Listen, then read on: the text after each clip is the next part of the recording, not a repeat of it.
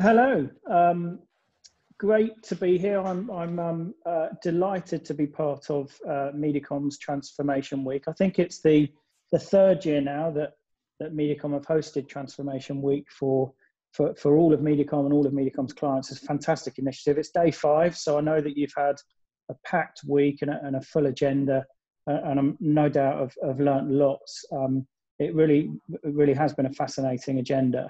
As per normal, if there are any questions, please email events@mediacom.com and we'll answer them as soon as we possibly can. And all that remains really for me to say to the audience, I guess, is please enjoy this next session.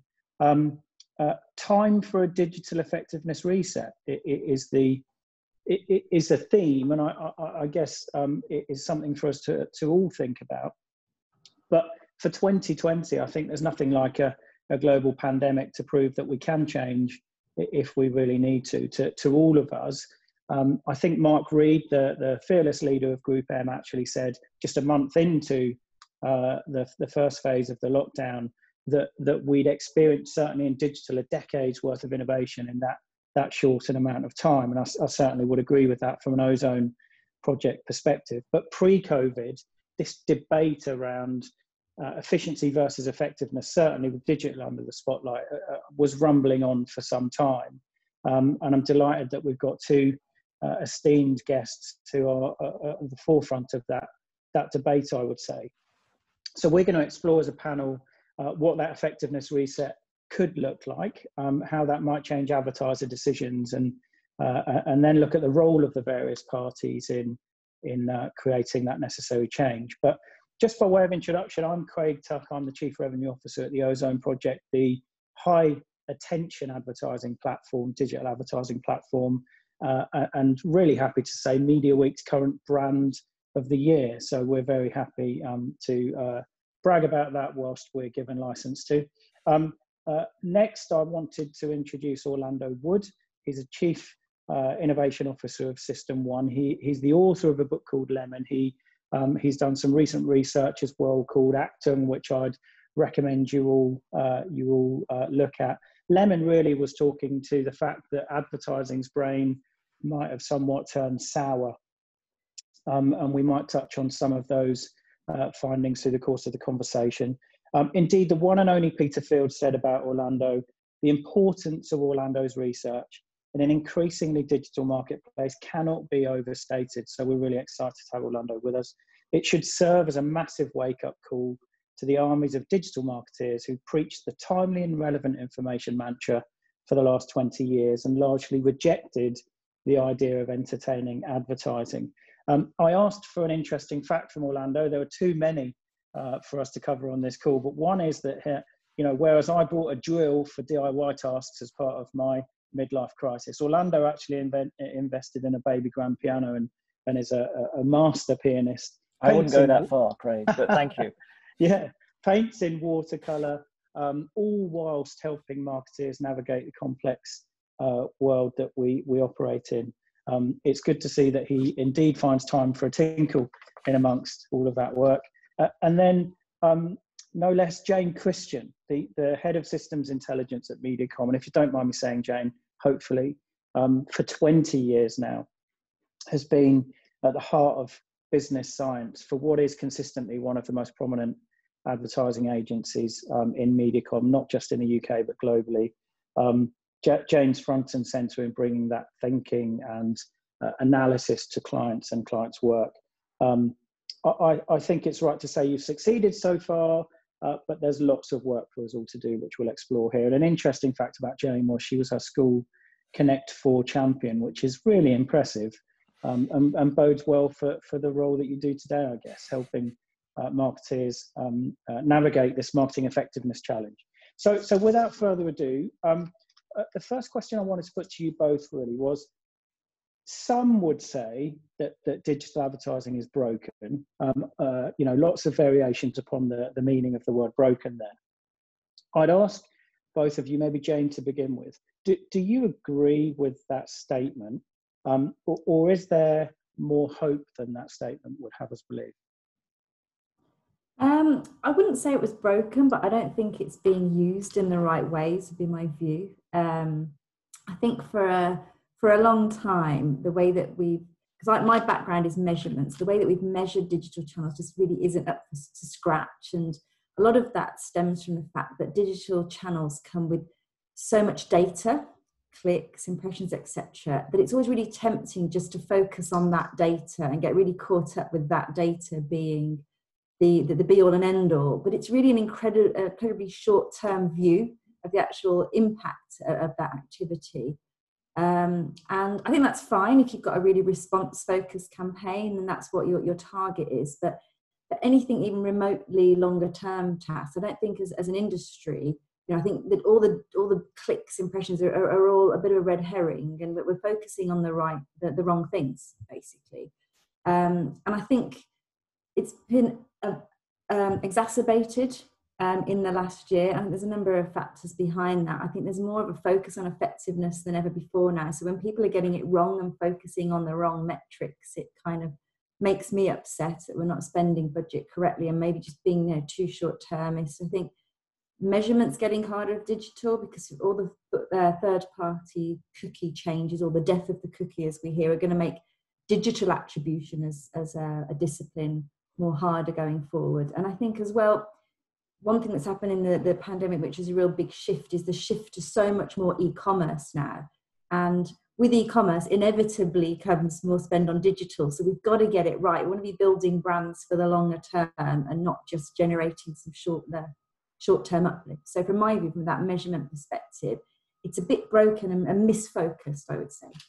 Yeah, great. And Orlando. Yeah, no, I was going to say, Jane, and Peter Field, Les Binet talk about the easier it is to activate, the more you have to do brand building. The more investment you have to put in the brand building work. And as businesses become increasingly digital, and virtual, then you're only one click away from anyone. So you need to have a very strong, distinctive, memorable brand, and that comes through advertising. And unfortunately, advertising has become less and less like that over the last 15 years. And I think it's something to do with the digital world we live in. And, so we've lost in the last 15 years, characters in advertising, things playing out in live time. We've lost music, we've lost referencing of culture more broadly in parody or pastiche. We've lost, things set in the past. We've lost lots of things. And what we've gained in their place is something that's pretty strange, actually. It's sort of lots of fast cut sequences, words on the screen telling us what to think and do, a kind of rhythmic backbeat to everything, and people they're used as props. There's a focus on things. This sort of stuff doesn't hold our attention, it doesn't elicit an emotional response, and it's largely responsible for the drop in advertising effectiveness over the last 15 years, as I show in Lemon. And what we see, I think, in online video advertising has sort of that style has marched into television advertising too, which is really not how television advertising works. And so you've got this sort of new aesthetic that's happened, which has a lot in common with modernist art or even futurism, this focus on things and sort of things broken up into small parts, this fragmentation, which doesn't connect with audiences. And that was the subject of the new piece of work you kindly mentioned earlier, Achtung, where I looked at this, and I looked at the effects of what I call right brain features in online video advertising and left brain features in video advertising. Left brain being those short, sharp cuts, the words on the screen, this kind of frontal stare out at the audience. And the right brain features being more people, live time, character, place, incident. And it was the right brain features that generated these large, big business effects, and the left brain ones, as you say, Jane, that drove that sort of short-term web traffic. But anyway, we could perhaps come on more to that in a minute.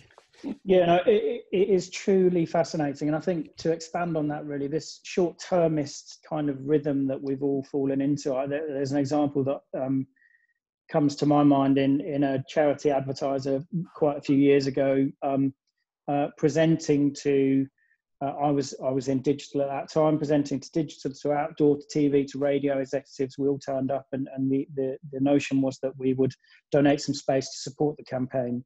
And whilst the TV advertising was demonstrated, the outdoor creative was demonstrated, the radio advertising was demonstrated. Upon the lack of digital creative, I asked the question, can we see the digital creative? To which the answer was, well, we're just going to repurpose the outdoor 6-sheet poster for standard digital display. And it's that due consideration not only to the creative and the side of the brain that the creative's appealing to, but also the channel in which the creative's going to appear, that I feel because of the pace that we operate in within digital, we've maybe fallen foul of a little bit. I mean, are there any great examples, Orlando, to that point, where I think in Acton you talk about character, incident, place? I do. Any Yeah. great examples of, maybe brands, or you referenced for people of our generation probably, the Looney Tunes to great effect in the video Acton. Are there any great examples of that you can talk Yes. to? I mean, before I do that, I should just explain that there are different types of attention that the brain brings to bear on the world, and there is very there's goal focused attention, which is very narrow, which is essentially what the left brain, psychologists broadly agree on this, deals with. But then there are other types. There are 4 other types. So vigilant attention, alertness, sustained attention, a divided attention, which are basically dealt with by the right brain. And the right brain is interested in the living, in real places, and how we connect with the world, and it presents the world to us. And so that suggests a certain kind of advertising style. And what you find in these highly effective campaigns, the IPA has data on, is that it is advertising that has character, incident, place that generates these big business effects, the ones that have these right brain features. So, I mean, if you think about it, it's very difficult to describe a lot of advertising today by asking the 3 questions: who's involved, what happens, and where is it set? Because a lot of it is just presented to you as lots of short, sharp cuts with words, on the screen. Yeah. Now that's the sort of work that drives these big effects. And one of the examples I give in the Acton film is a campaign for Yorkshire tea, and the way that they bring in characters like Sean Bean, for instance, it's a real character in a real place.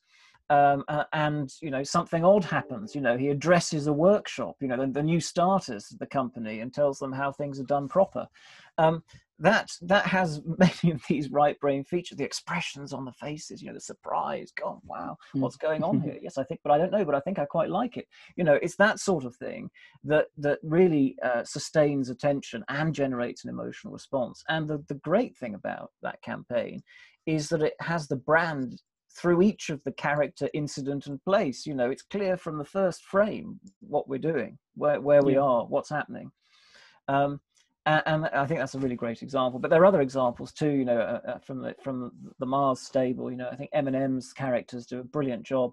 The thing about characters is that there's no establishing shot required. Once you've established a character, you just go straight in on the character, and you can do it very quickly. Yeah, no, it's truly effective. And if I'm a great believer in an advertising campaign that runs in digital environments where people are engaged and paying attention. I'm biased, but akin to Ozone Project, where our content's full of character, incident, place. It's breaking news, it's lifestyle content from a plethora of leading publishers. It's exactly that, appeals exactly to the right-hand side of the brain, I would imagine, more so. Jane, from your point of view, this effectiveness versus efficiency conundrum and all of Orlando's work and the pandemic and the deprecation of third-party cookies that you mentioned earlier, and the PwC report, which we won't mention again, but we'll mention for this particular point, I guess has led to lots of questions from clients of MediaCom. How are there any examples you can talk to, or an approach that you can talk to for MediaCom where you're helping advertisers pay due credit to, just because someone didn't click on an ad, just because someone didn't post-click or post-impression buy the product, that good advertising in good environments still has an effect in digital? How do you go about dealing with that and helping clients navigate that? Yeah, absolutely. So I think obviously the right measurement technique is key there. Our team traditionally has done a lot of econometric modeling combined with brand health modeling. And what we get from that is moving away from clicks, because I'm not that bothered about how many people click on an ad. In fact, you know, they might click more when it's in a bad environment and not a particularly good ad, but are they actually going to buy? I'm more interested in what is the incremental effect above all the other channels that are on at the same time on a much further down the line metric such as sales. And that's what econometrics is quite good at doing. That said, econometric modeling alone is still looking at kind of the short to medium term effects of activity. You know, we see even there, you know, digital channels, display, online video working really well, very strongly there. But we also combine that with more long-term brand health analysis. So we want to understand, you know, which brand measures of brand equity, brand health are really important for that particular brand. You know, is it their value, their quality? Is it about preference? But whatever the measure is, and understanding how media, all channels drive those long-term equity measures and how that ties back to sales. So what we like to present clients with is a kind of short-term ROI on their activity on all channels, including digital, and a longer-term ROI. And it isn't just a matter of the offline channels are better at longer term and aren't short-term. That isn't what we see at all. If done well, we see plenty of digital display, online video working really well in the long term if it's the right, as Orlando's saying, the right kind of message. So I just like to move away, like I say, from clicks and move to that much more holistic level playing field measurement.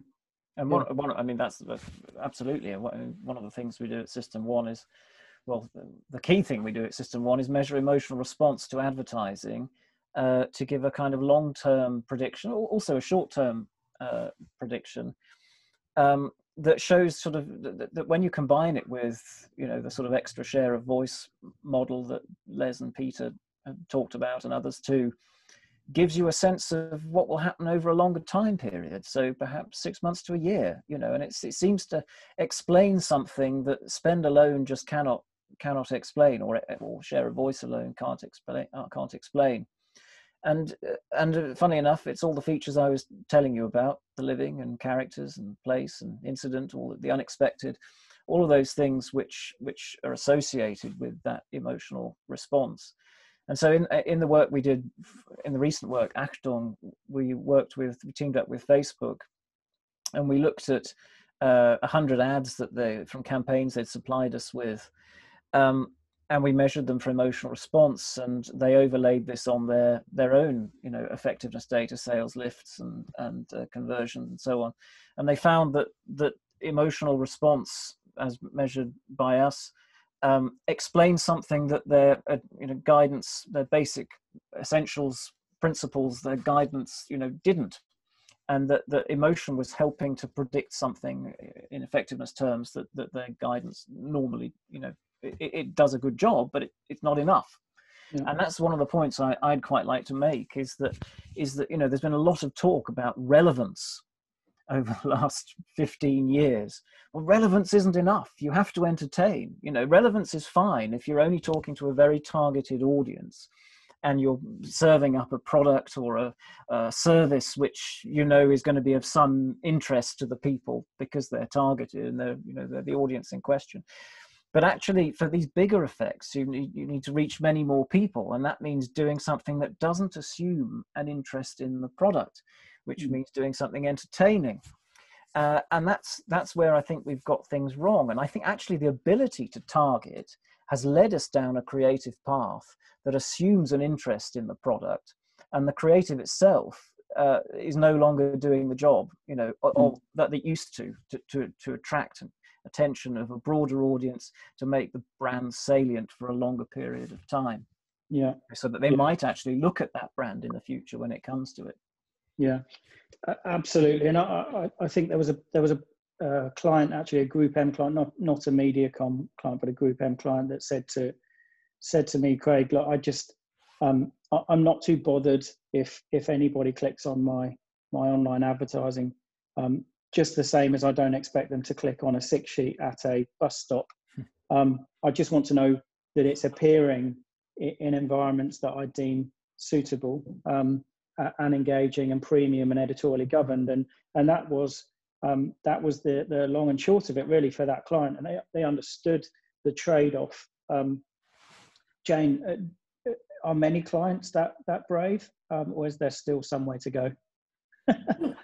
Some are. I think there's still some way to go. I think where I see things at their worst, this is a bit controversial, is where at the client side you get a digital, like a head of digital, or maybe a head of e-commerce, and you tend to get this very siloed view and a very kind of more, I'd say, old-fashioned view of how digital works, instead of just having that view like you've just said of it doesn't really matter which channel. As if I'm looking to build my brand, I just want to get out there in front of the right people, with the right message and the right environment. So I think a big thing for me would be breaking down those digital-only silos within clients, so that we can potentially educate more as well. So of the kind of, it's more general marketing principles. I just don't like this kind of siloed view of digital. Well, it's something that, I talk about in Lemon, that things have become increasingly specialized in the last 10, 15 years, and things have fragmented. I mean, this is how the left brain tends to operate, and you see it everywhere in all walks of life. But you not only see specialization, but you see standardization and centralization, and all of these things run counter normally to great work. And there's some of the problems we've got to grapple with. Yeah, I mean, I'm biased, as I said. I work at the Ozone Project. I consider us to have a highly attentive environment for which advertisers can participate in and deploy media in. You have a really strong view on the role creative plays, Orlando, and whereas I was trying to convince you that bad advertising, left brain advertising, can still appear, can still succeed in a right brain environment like the one that Ozone Project has. But you have a view that one without the other is it's best to have both. I think the context will have of course a part to play, and if you're reading news, and if you're in a particularly goal orientated frame of mind, as you probably are when you're reading the news, then the right content, and it's if it's in the right place, people will look at it, I suspect, for longer. And I think there's quite a lot of work that's been done to show that. But I don't think you can rely on your context to do all the work for you. And I think the creative really needs to be thought about. And I think in the last 10, 15 years, we've talked a lot about the sort of, as I think Mark Ritson put it this way, a lot of the pipe work, but less about the work that goes through the pipe. So I think creative is as he puts it, the second most important thing after your brand size. So in terms of the things you can control, it's the most important thing. So I think we need to focus on the work and refocus on the work. Not to say that context isn't important, because of course it is. Yeah, and I think both of you have referenced that by not doing both, and certainly not focusing on the work, we're and brands potentially missing out on the true promise of online, of digital advertising. Would that's fair to say? That's absolutely right. That's what I say something similar in the film Achtung, that yes, you can use online video to drive these short-term direct effects. Of course you can, but that is really missing out on advertising's true promise and online's true promise, because what we saw was that this certain type of campaign, this right brain campaign, as I would describe it, is the sort of work that drives these bigger and longer effects. Yeah, great. Jane, you Group M. I mean, it was a study over 6 months, I think, and 80 plus campaigns. You compiled the research value of quality. Is that still a study for you that holds up with clients, is that helping, I guess, clients understand that they need to pay due consideration to effectiveness, not just efficiency, where digital is concerned? Yeah, that's the one from a couple of years ago. I think you're saying the one with Group M and Newsworks. Yeah. I think, yes, it did at the time. I think that's been one bit of research that's been done. And then I feel like we just need more in that area. And I don't even, I just pulled out a few stats from it earlier just to refresh my memory, because I thought you might ask me about this. Yeah. I mean, it's a great bit of research. You know, it's about across a huge amount of advertising done with Newsworks, and you know, they found things, you know, things that we know, but they were able to quantify the impacts of viewability versus, you know, less viewable positions. And you know, the upshot of the research was really looking at, was it worth paying to be in a quality environment versus just serving somebody at random anywhere, you know, on the internet?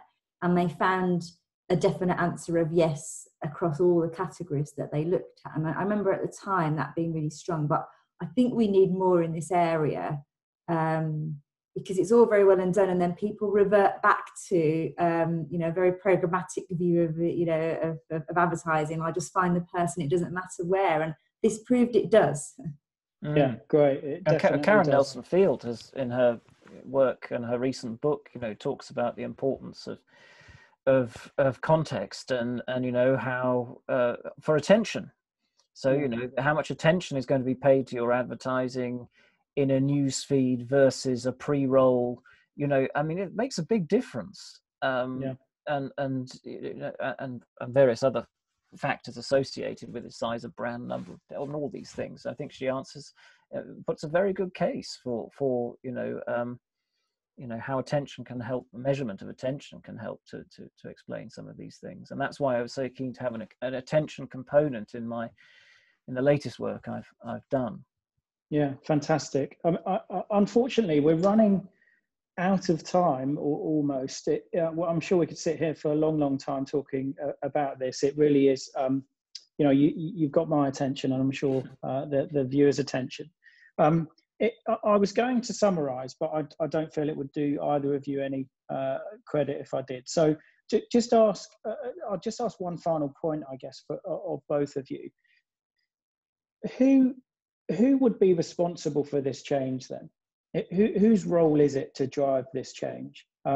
Is it publishers, media owners to surface what they need to surface to give the brand and the agency all of the answers? Is it the brand's responsibility to take responsibility for this? Is it the agencies who sit front and center? Is it the research consultant? You know, who really should be driving this change, leading this debate? Well, go on, Jane, you go.